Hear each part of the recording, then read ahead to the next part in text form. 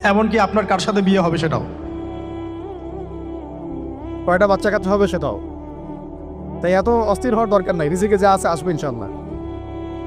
লিখা যদি হয়ে থাকে আসবে না, আসবে ইনশাল্লাহ, সবর।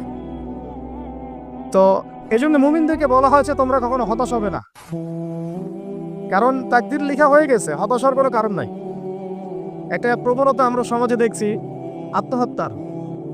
ইয়াং জেনারেশনকে আমরা নসিহত করবো যে ভুলেও নিজের জীবনকে বিসর্জন দিতে যাবেন না। আল্লাহ রাব্বুল আলামিন আপনাদেরকে সৃষ্টি করেছেন তার ইবাদত করার জন্য এবং তার জমিনে তার দিনটাকে প্রতিষ্ঠা করার জন্য। হেলায় খেলায় আপনার জীবনটা নষ্ট করবেন না, ঠিক আছে ভাই? আল্লাহ বোঝার তৌফিক দান করে। তো কলম সৃষ্টি করার পরে কিয়ামত পর্যন্ত সব লেখা হয়ে গেছে। এখন